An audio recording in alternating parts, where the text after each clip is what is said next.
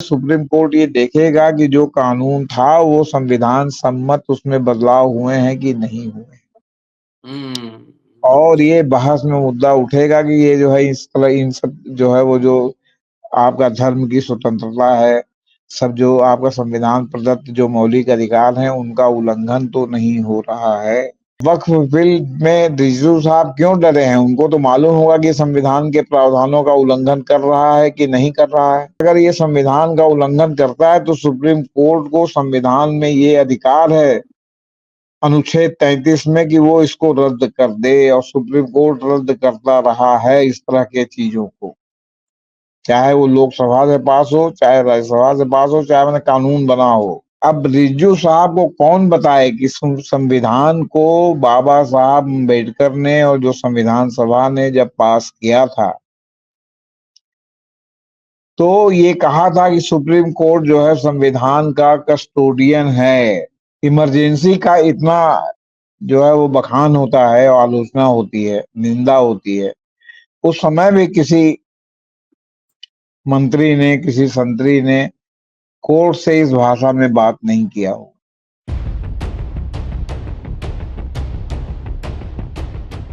वक्फ board amendment bill 2025 संसद से पास हो चुका है, लेकिन मामला सुप्रीम कोर्ट में है और दर्जन से ज्यादा पिटीशन इसके खिलाफ वहां पे पड़े हैं। इसी बीच जो मंत्री किरण रिजिजू, उनका एक महत्वपूर्ण बयान आया है। केंद्र की ओर से कैबिनेट भी लगाया गया है। इसका मतलब है कि इस मामले में किसी नतीजे पर पहुंचने से पहले उनकी बात सुनी जाए। रिजिजू का जो स्टेटमेंट मैं पढ़ के सुनाता हूं और उसके बाद चर्चा को आगे बढ़ाऊंगा। कह रहे हैं कि मुझे पूरा भरोसा है कि सुप्रीम कोर्ट विधायी मामलों में दखल नहीं देगा। हमें एक दूसरे का सम्मान करना चाहिए। अगर कल सरकार न्यायपालिका में हस्तक्षेप करती है तो अच्छा नहीं होगा। शक्तियों का बंटवारा अच्छी तरह से परिभाषित है। ये किरण रिजिजू का स्टेटमेंट है। क्या यह सुझाव है, चेतावनी है या धमकी है? कैसे इसको लिया जाए? कल मामले की सुनवाई होनी है सुप्रीम कोर्ट में, उससे पहले किरण रिजिजू का ये बयान, इसके क्या मायने हैं, चर्चा इसी विषय पर। दोस्तों, रतन लाल बोल रहा हूं और आप देख रहे हैं अम्बेडकर नामा। वरिष्ठ पत्रकार, संपादक, एडवोकेट, कानूनविद भी हैं जेपी साहब। इस एपिसोड में हमारे साथ मौजूद है। कई दिनों के अंतराल के बाद हम लोग आज बातचीत कर रहे हैं, तो जरा इसका कानूनी पहलू और पॉलिटिकल पहलू, एंगल, दोनों एंगल से इसको देखा जाना चाहिए, समझा जाना चाहिए। स्वागत है सर जी, नमस्कार सर। देखिए सर, कल जिस तरह सुप्रीम कोर्ट में 1 दर्जन, 15 याचिकाएं, 16 याचिकाएं, 50 याचिकाएं, 5 याचिकाएं, कुछ भी हो, उस पर विचार होना है, और इसमें पूरे देश में मुस्लिम समाज बहुत उद्वेलित है। उसको लग रहा है कि उसके पर्सनल लॉ में हस्तक्षेप हो रहा है। वो सर्वाइवल की लड़ाई लड़ने की मुद्रा में है। ऐसे में केंद्रीय संसदीय कार्य मंत्री किरण रिजिजू, जो एक समय में कानून मंत्री भी हुआ करते थे इस देश के, उनका ये कहना है कि मुझे भरोसा है और कोर्ट को याद की जो है वो कोर्ट जो है सम्मान करेगा अधिकारों के पृथक्करण का। अब ये बहुत लंबे बहस का मुद्दा है। जी जी जी। ऐन मौके पर आपको इस तरह की बात कहने का क्या औचित्य है? आप कहां से डरे हुए हैं कि कोर्ट सम्मान आपका नहीं करेगा? और ये आपका जो है, आपने चाहे जितने भूलेपन में कहा हो, या आपने जितने जो है इनोसेंटली कहा हो, या आपने एक सामान्य से मतलब जुमले में कहा हो, लेकिन कहीं न कहीं से इससे परोक्ष अप्रत्यक्ष दबाव डालने की धमकी के रूप में विधि क्षेत्रों में लिया जा रहा है। अच्छा। सवाल तो ये है कि जो आपके साथ लोग हैं, वकील भी हैं साथ आपके, बहुत से लोग हैं, तो उनको तो लगेगा कि आपने सामान्य कहा है या आपने जिस भाषा में कहा है उनको तो धमकाने वाली भाषा पसंद आती है कि हमारा मंत्री कोर्ट से भी नहीं डरता। लेकिन जो लोग भी न्यायालय का सम्मान करते हैं उनको तो लगता है कि आपने भले इनोसेंटली कहा हो, मैं नहीं कह रहा हूं कि आपने जानबूझ करके धमकी दिया है, लेकिन आपकी बोली भाषा में कहीं ना कहीं धमकी परिलक्षित हो रही है, जो ठीक बात नहीं है, जो ठीक बात नहीं है। इमरजेंसी का इतना जो है वो बखान होता है, आलोचना होती है, निंदा होती है, उस समय भी किसी मंत्री ने, किसी संतरी ने कोर्ट से इस भाषा में बात नहीं किया हो, जिस तरह जो है इन्होंने, चाहे इनोसेंटली कहा हो या जानबूझ के कहा। खैर, अगर आप इसकी मेरिट पर भी बात करेंगे तो मेरिट तो डिसाइड करेगी सुप्रीम कोर्ट, कानून संविधान के हिसाब से। जी जी। अब रिज्जू साहब को कौन बताए कि संविधान को बाबा साहब अम्बेडकर ने और जो संविधान सभा ने जब पास किया था, तो ये कहा था कि सुप्रीम कोर्ट जो है संविधान का कस्टोडियन है, वो समय समय पर जरूरत पड़ने पर व्याख्या करेगा कि सरकार द्वारा कोई उठाया गया कदम संविधान सम्मत है या नहीं है, और अगर संविधान सम्मत नहीं होगा तो उसको स्ट्रक डाउन कर देगा, वो लागू नहीं होगा। ये आपके संविधान में अंतर्निहित है। संविधान में कार्यपालिका, विधायिका, न्यायपालिका के पृथक्करण का सिद्धांत जो है वो एकदम जो है संविधान सभा ने, बाबा साहब अम्बेडकर ने, सबने सुनिश्चित किया है कि कोई एक दूसरे के काम में हस्तक्षेप न करे। लेकिन एक खिड़की खोल रखी है कि अगर जो है आसुरी बहुमत से अगर आप कोई भी गलत सलत निर्णय या कोई भी जो है आप निर्णय गलत सलत न हो तो आप सही निर्णय भी लें, लेकिन अगर वो संविधान के अनुकूल नहीं है, आपकी नजर में भले अनुकूल हो, तो उसको जो सुप्रीम कोर्ट में प्रभावित पक्ष चुनौती दे सकता है। और अभी हाल ही में उनको, ये रिजिजू साहब को याद रखना चाहिए कि अभी तमिलनाडु के राज्यपाल के मामले में सुप्रीम कोर्ट ने स्पष्ट कर दिया है कि देश में गवर्नर राज की परिकल्पना संविधान ने नहीं की है। गवर्नर कभी भी एक्स्ट्रा कॉन्स्टिट्यूशनल पावर नहीं हो सकता, राष्ट्रपति भी नहीं हो सकता। जब वो राष्ट्रपति है कि वो मंत्रिमंडल की सलाह से काम करेगा, इसी तरह राज्य मंत्रिमंडल की सलाह से गवर्नर के भी काम करने की बात।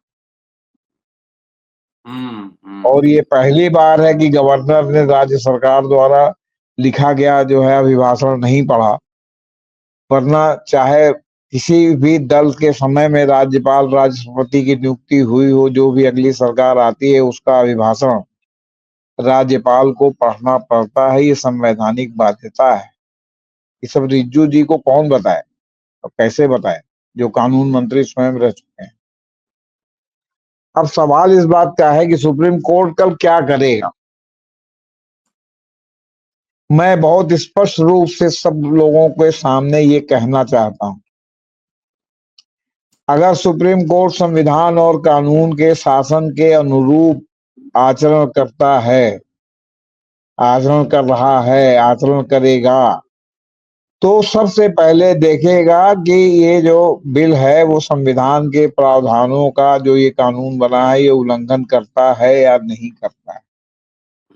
हमें लगता है कि उल्लंघन करता है, जो याचिका करता गए हैं उनको लगता है कि उल्लंघन करता है, लेकिन ये सुप्रीम कोर्ट तय करेगा कि उल्लंघन करता है कि नहीं। और अगर ये संविधान का उल्लंघन करता है तो सुप्रीम कोर्ट को संविधान में ये अधिकार है, अनुच्छेद 33 में, कि वो इसको रद्द कर दे। और सुप्रीम कोर्ट रद्द करता रहा है इस तरह के चीजों को, चाहे वो लोकसभा से पास हो, चाहे राज्यसभा से पास हो, चाहे मैंने कानून बना हो।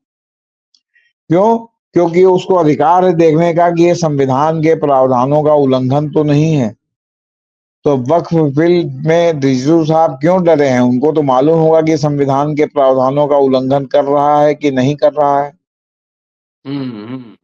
तो इसलिए ये जो है वो सुप्रीम कोर्ट ये देखेगा, और अगर ये उल्लंघन नहीं कर रहा है तो कोई कारण नहीं है कि सुप्रीम कोर्ट इसको रद्द करेगा।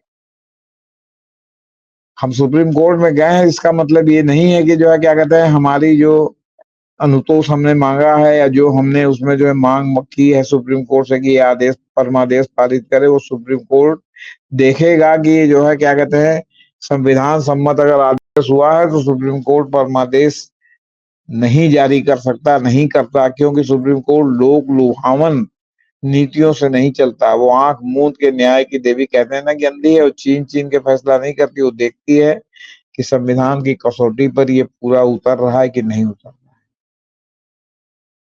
लेकिन इसके पहले जो सुप्रीम कोर्ट ने निर्णय दिए हैं वक्फ से संबंधित, उसमें यहां तक कहा है कि एक बार वक्फ सदैव के लिए वक्फ। अच्छा, क्या है सर उसमें, जरा बताएं सर। हाँ, मतलब वन से वक्फ ऑलवेज ए वक्फ। 1985 में के नागराजन बनाम आंध्र प्रदेश मामले में सुप्रीम कोर्ट ने माना था कि जो संशोधन मूल अधिनियम या कानून के उद्देश्यों को निष्प्रभावी बनाते हैं उन्हें असंवैधानिक बताकर रद्द किया जा सकता है। 2019 के राम जन्मभूमि मामले फैसले में भी संविधान पीठ ने उपयोगकर्ता द्वारा वक्फ को मान्यता दी थी। कहा था कि जब किसी भूमि या संपत्ति का उपयोग मुस्लिम समुदाय के लोगों द्वारा लंबे समय तक सार्वजनिक, धार्मिक या पवित्र उद्देश्यों के लिए किया जाता है तो वह भूमि उपयोगकर्ता द्वारा वक्फ हो जाती है। लेकिन ये 225 का जो संविधान संशोधन, ये जो संविधान कानून में संशोधन हुआ है, इसने इस जी, अवधारणा को समाप्त कर दिया है और समर्पण के कार्यों को अनिवार्य जो है मतलब क्या कहते हैं बना दिया है। तो 2025। सवाल इस, हाँ, 2000 अभी हाल में हुआ है। अभी ऐसा जी। माना जा रहा है कि जो नया कानून बना है अनुच्छेद 26, 25, 21 और 14 के तहत दी गई गारंटी और 5वीं अनुसूची द्वारा प्रदत्त प्रक्रियात्मक सुरक्षा को संभावित रूप से खतरे में डालता है। तो सवाल इस बात का है कि अब 1988 में सैयद अली बनाम आंध्र प्रदेश वक्फ बोर्ड हैदराबाद मामले में सुप्रीम कोर्ट ने वक्फ को इस्लाम के तहत दान का एक रूप घोषित किया था जिसकी जड़ें कुरान में हैं। याचिकाकर्ता अंजुम कादरी, जिनका रिप्रेजेंटेशन अधिवक्ता संजीव मल्होत्रा ने किया, ने कहा कि वक्फ अल्लाह को हस्तांतरित संपत्ति है। तो सुप्रीम कोर्ट ने कहा था कि मुस्लिम कानून द्वारा पवित्र, धार्मिक और धर्मार्थ के रूप में मान्यता प्राप्त उद्देश्य के लिए चल या अचल संपत्ति यानी वक्फ के समर्पण की प्रकृति स्थायी थी। इसलिए न्यायालय ने एक बार वक्फ हमेशा के लिए वक्फ वाक्यांश गढ़ा था। अब मान लीजिए कि किसी ने आज अपनी कोई प्रॉपर्टी वक्फ में दान दे दी, मान लीजिए हम्म, आप ही ने मान लिया कि कोई प्रॉपर्टी दान में दे दी किसी मंदिर को, किसी धार्मिक ट्रस्ट को, किसी चैरिटेबल जो है वो क्या कहते हैं आपके संस्थान को, किसी शिक्षा के मंदिर को, किसी भी यूनिवर्सिटी को। कल गए आने वाली पीढ़ियां आपकी वो किसी वजह से भूमिहीन हो गई, किसी वजह से संपत्तिहीन हो गई या किसी वजह से उस दान को वापस लेना चाहें तो क्या ले सकती हैं? हम्म, सामान्य ज्ञान से आप बताइए। आपने हम्म। दान दे दी तो दे दी ना, हाँ, आप ही उसका ले फिर सकते। वापसी का क्या हाँ, मतलब। आप यहाँ तक कि भाई अब तो नियम ये हो गया है कि आपने वसीयत कर दी अपने लड़के के नाम, आपने जो है लड़के बहू को अपनी प्रॉपर्टी दे दी और उन्होंने अगर आपकी उपेक्षा की, आपको वृद्धावस्था होम में भेज दिया तो आप जो है जाते हैं कोर्ट में तो आपकी प्रॉपर्टी वापस हो जाती है। लेकिन आपकी वापस होगी ना, आपकी हम्म, 3 पीढ़ी बाद वाले को तो वापस नहीं होगी, वो तो दान हो चुकी है हम्म, या तो आपने किसी के नाम कर दिया है। क्योंकि इस तरह हो तो पंडोरा बॉक्स खुल जाएगा। तो कि हमारे बाबा ने गलत जो है रजिस्ट्री फलाने के नाम कर दी थी, ये रजिस्ट्री गलत है, हमारे नाम वापस होनी चाहिए 3 पीढ़ी बाद। तो इन सब के हम्म, लिए ये है कि भाई किस काम के लिए दान की, किस काम के लिए बेची, क्या किया। तो इसमें बेची शब्द नहीं, वक्फ माने दान। और हम्म, दान जब आपने कर दी, धर्मार्थ कार्य, सामाजिक कार्य, सांस्कृतिक कार्य, शैक्षिक कार्य के लिए, तो वो once a property, waqf always a waqf. अब ऐसे में जो इन्होंने जिस तरह सब किया है, अब सवाल है कि ये कहते हैं कि तमाम गैर कानूनी कब्जा है, और कानून के अनुसार गैर कानूनी कब्जा है, कि कानून कह रहा है कि इन्होंने गैर कानूनी कब्जा है, तो कब्जे को हटाइए, उसके लिए कानून हम्म। बदल देंगे आप? हमको बताइए। दूसरी बात, चर्च की एक सामाजिक भूमिका भी है। चर्च जो है वो अपने जो गरीब बच्चे हैं उनके ही धर्म के सही, उनको चर्च अडॉप्ट करता है, उनको पढ़ाता लिखाता है, उनको विदेश तक भेजता है।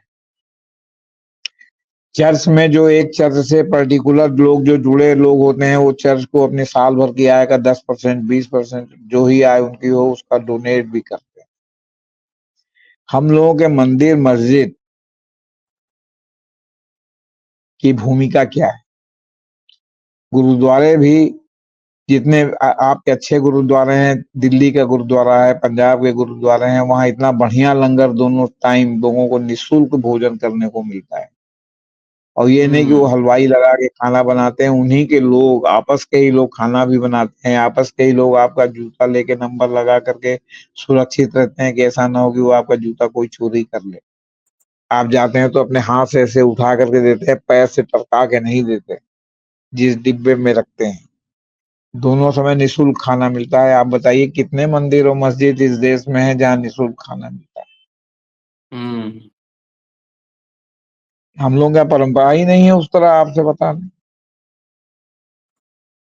हम लोगों लोग के यहाँ तो लेने की जो उसका, परंपरा है, खाली हाँ, लेने की उसका परंपरा है। उसका जो लाभ है वो सीधे सीधे जो है क्या कहते हैं, मान लीजिए कि वो जो उसे कर्णधार हैं, वो चाहे पुजारी हो, महंत हो, गुरु घंटाल हो, उनकी जेब में जाता है, या इमाम साहब हो उनकी जेब में जाता है।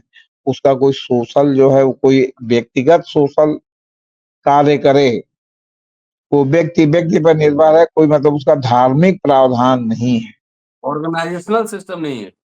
ऑर्गेनाइजल सिस्टम नहीं है जी। तो कहने का मतलब है कि जो ये कानून है, वक्त इज ऑलवेज वक्त, तो कुल मिला के सुप्रीम कोर्ट ये देखेगा कि जो कानून था वो संविधान सम्मत उसमें बदलाव हुए हैं कि नहीं हुए।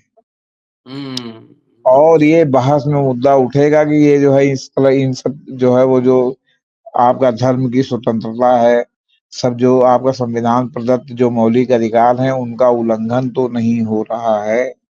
अब ये प्लेनली देखेगा या इसको संविधान पीठ को संदर्भित किया जाएगा, ये सब कल जब सुनवाई होगी तब पता चलेगा। और चूंकि सुप्रीम कोर्ट ने इसमें केवियट दाखिल किया है, सुप्रीम कोर्ट में सरकार ने, इसलिए अब ये नहीं है कि सरकार को नोटिस दी जाए।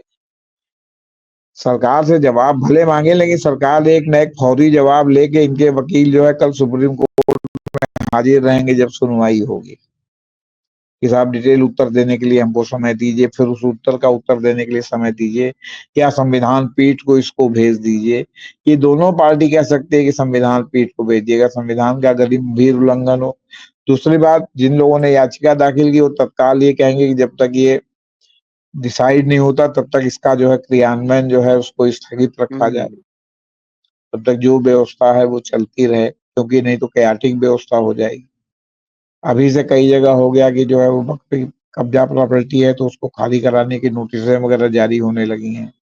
उत्तर प्रदेश में भी कहा जा रहा है कि एक दो जगह नोटिस जारी हो गई है। अब सवाल इस बात का है कैसे डिसाइड होगा कि ये जो है क्या कहते हैं वक्त की प्रॉपर्टी अवैध कब्जा है नहीं है। इसके लिए कोई कमीशन या कोई जांच टीम तो अभी तक बनी नहीं है। किसी को आप कुछ भी कह दीजिए। और आप जानते हैं कि कालांतर में कहीं की भी व्यवस्था हो, अब आप समझिए कि इलाहाबाद में महादेवी वर्मा ने एक डिग्री कॉलेज बनवाया।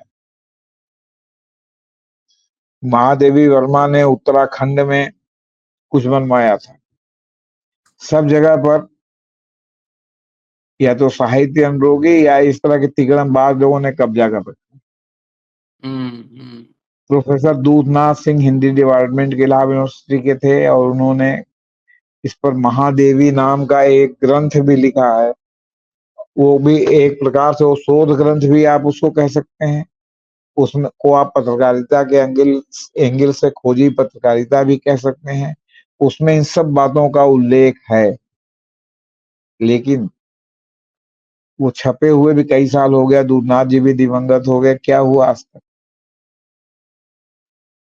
डिग्री कॉलेज तो किसी का कब्जा है, उत्तराखंड वाले पर एक तथाकथित साहित्यकार का कब्जा है। अब है, इलाहाबाद में एक साहित्यकार सर, न्यास है, जो उसमें गंगा के किनारे उस पर किसी और का कब्जा है, क्या करेंगे जी।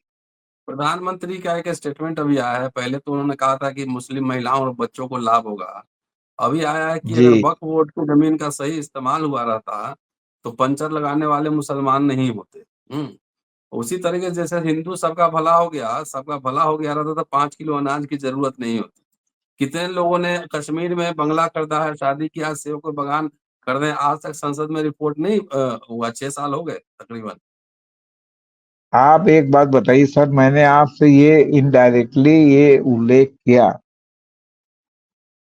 कि चर्च की तो एक भूमिका है, जी, उनका एक सामाजिक सरोकार है सरोकार। अपने मतलब लोग, हाँ सरोकार है अपने लोगों के प्रति।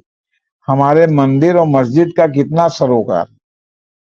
कौन सा मस्जिद जो है हमारे यहाँ जो है वो क्या कहते हैं अपने समाज के सबसे जो है क्या कहते हैं प्रतिभाशाली बच्चों को जो है आगे बढ़ाने के लिए जो है अपने हम्म, आय में से जो है मतलब क्या कहते हैं योगदान देता है? कौन सा मंदिर है देश का, आप बताइए। हम्म।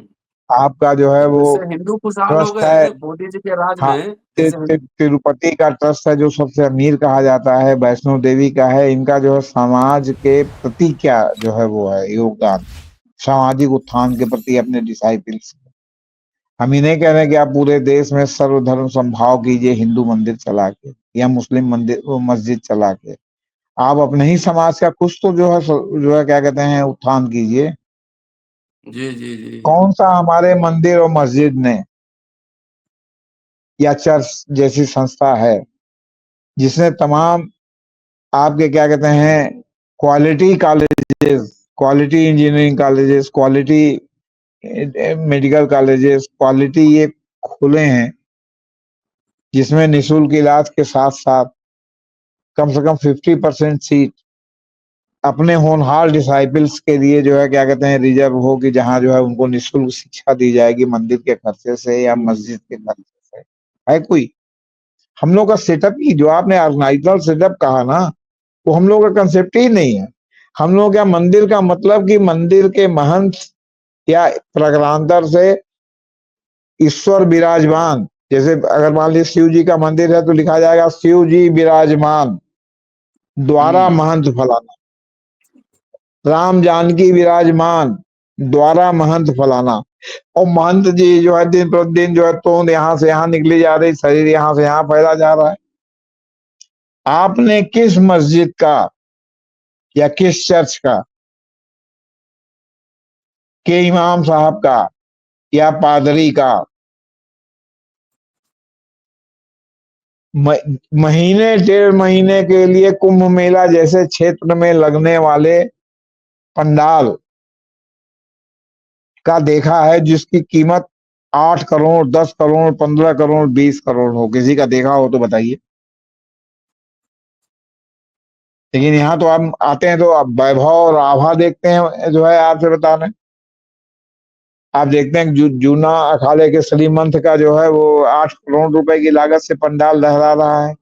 साध्वी रितंबरा जिनको 1 रुपए में जो है पता नहीं कितने एकड़ जमीन जो है उत्तर प्रदेश सरकार ने विंध्याचल वहां दे रखी है वृंदावन में, उनका 6 करोड़ का लहरा रहा है, किसी का 3 करोड़ का। जो 3 करोड़ का वेस्टेज है उस समाज के प्रति उसका क्या योगदान? आप नहीं, तो मोदी जी संन्यास कह रहे हैं कि अब लिया मुस्लिम। था, आपने तो संन्यास लिया था, आपने तो दीन दुनिया त्याग करके जो है आप संन्यास आश्रम में चले गए। तो संन्यास आश्रम में वैभव का प्रदर्शन का क्या अर्थ है? एक बाबा जो है हेलीकॉप्टर से मेला क्षेत्र में प्रवेश कर रहे हैं, क्या तो इनका पर्सनल हेलीकॉप्टर है? इस वैभव का क्या अर्थ है? ये संन्यास है? हम्म, तो इस तरह किसी का देखा हो आपने? मान लीजिए दिल्ली के शाही इमाम, सबसे बड़े इमाम देश भर में माने जाते हैं, कहाँ जाके उनका जो है क्या कहते हैं 8 करोड़, 10 करोड़, 20 करोड़ रुपए का जो है वो टेंट और शामियाना, उनका साम्राज्य खड़ा होता है 1 महीने के लिए। 1 महीने अब इमाम साहब यहीं रख के पूरी रियाया को जो है वो क्या कहते हैं नमाज पढ़वाएंगे। कहीं देखा हो तो बताइए, कहीं किसी चर्च का आपने देखा हो बताइए। पोप पोप जो है अपने सालाना दौरे पर जो है 10 साल 5 साल में कभी भारत भी आते हैं। आपने कहाँ देखा कि बम्बई, कलकत्ता, दिल्ली, मद्रास जहां भी जाते हैं, उनका डायोसिस उनके लिए कितने करोड़ रुपए का टेंट शामियाना लगवाता है। और यहाँ तो केवल 1 महीने, 1.5 महीने, सवा महीने के लिए, जिसमें पूरे महीने रहते भी नहीं। आए और आने के बाद अमावस्या का स्नान किया, बसंत पंचमी फुर, उसके बाद उजाड़ खंड शुरू हो जाता है। कौन से आपने पोप और जो है उनका देखा है कि जहां पर जो है क्या कहते हैं मुस्लिम हीरोइनें आके जो है वो क्या कहते हैं नृत्य करती हो। यहाँ तो हेमा मालिनी का नृत्य होता है। ठीक है, हेमा मालिनी का सिनेमा वाले नृत्य के जगह जो है वो कृष्ण लीला होती है, लेकिन होती है ना हेमा मालिनी की। कौन है जो हेमा मालिनी की कृष्ण लीला को जो है आयोजित करा लेगा? कितने करोड़ रुपया लेती है हेमा मालिनी एक कृष्ण लीला की? तो कहने का मतलब है कि सामाजिक सरोकार दायित्व क्या है। बाकी एक सुप्रीम कोर्ट का जहां तक है, रिजिजू जी को ये बात नहीं कहनी चाहिए, नंबर 1। क्यों किया? इन मौके पर आपने चाहे सवाल के जवाब में कहा हो, चाहे जिस संदर्भ में कहा, उससे कहीं ना कहीं धमकी की ध्वनि निकलती है, सजेशन निकलता है। आप कोर्ट को सुनवाई के पहले सजेशन नहीं दे सकते कि कोर्ट क्या फैसला करे। कोर्ट का विवेक है कि वो वो देखेगा कि संविधान सम्मत है कि नहीं है। नहीं होगा वो तो तो खुद कोर्ट को इसको स्ट्रक डाउन कर देना चाहिए। संविधान के अनुसार सरकार किसी की भी हो, संविधान शाश्वत है, सरकारें मिथ्या है, बदलती रहती है। जी। मतलब किरण रिजिजू खुद बुद्धिस्ट हैं, लेकिन बोध गया में महाबोधि मुक्ति आंदोलन चल रहा है, उस पर तो कुछ नहीं बोल रहे हैं। अब रामजी लाल सुमन ने तो कहा है कि आप बात निकलेगी तो बहुत दूर तक जाएगी, इसलिए चुप रहो, ज्यादा बवाल मत करो, क्योंकि नहीं तो जहां खो मंदिर खोदोगे वहीं पर नीचे बौद्ध निकलेगा। और निकल ही रहा है, तमाम जगहों से इस तरह की रिपोर्ट है। काशी विश्वनाथ के बारे में भी इसी तरह रिपोर्ट है। अयोध्या में जो हुआ वहां भी यही रिपोर्ट है कि प्राचीन बौद्ध मंदिर था। और तमाम जगह तिरुपति के बारे में यही रिपोर्ट है। इसीलिए हिंदू धर्मशास्त्र के इतिहास में तिरुपति मंदिर का उल्लेख नहीं है, सुन लीजिए आप। क्योंकि तिरुपति मंदिर को भी कहा जाता है कि बौद्ध की प्रतिमा है जिसको कैसे गढ़ करके विष्णु की बना दी गई। ये सब चीजें भी ब्लैक एंड व्हाइट में है। जेपी सिंह काशी अपने मन प्रसाद से नहीं कह रहे। काशी जी प्रसाद जायसवाल ने लिखा है कि रामेश्वरम धाम जी बौद्ध है, वहाँ बौद्ध की मूर्ति जी है। जी। अब देखिए रामेश्वरम धाम बौद्ध की मूर्ति है। तो इसलिए ये सब विवाद का विषय है। तो आप अपना जो मानते हैं वो मानिए। फर्जी प्रॉक्सी बॉक्सिंग में क्यों आप अड़े हुए हैं? आप दूसरे को कहेंगे, दूसरा आपको कहेगा, तो फिर वही है ना कि बात निकलेगी तो फिर दूर तलक जाएगी। और फिर बहुत से मामले परसेप्शन के हैं। एक आदमी ने सिद्धांत प्रतिपादित किया, रतन लाल जी ने उसकी व्याख्या किसी और तरह से की, जेपी सिंह ने किसी और तरह से की, संजीव पांडे ने किसी और तरह से की, अमर चंद्र सोनू ने किसी और तरह से की। अब मानने वाले चारों के मानने वाले हैं, लेकिन जो कहने वाला है वो तो एक आदमी शाश्वत, उसने जो कहा है ना। अब हमारी आपकी अलग अलग लोगों की व्याख्या अलग अलग है। तो व्याख्या से जो है वो क्या कहते हैं वो चीजें तो बदल नहीं जाती। आप हमारी व्याख्या नहीं मानते, हम आपकी व्याख्या नहीं मानते। जी। चलिए सर, शुक्रिया। कल सुप्रीम कोर्ट में सुनवाई है वक्फ बोर्ड अमेंडमेंट बिल पर। कल देखते हैं सुप्रीम कोर्ट में क्या बातचीत होती है, उसके बाद फिर इस विषय पर हम लोग चर्चा आगे बढ़ाएंगे। तब तक देखते रहिए अम्बेडकर नामा। शुक्रिया, थैंक यू सर। नमस्ते सर।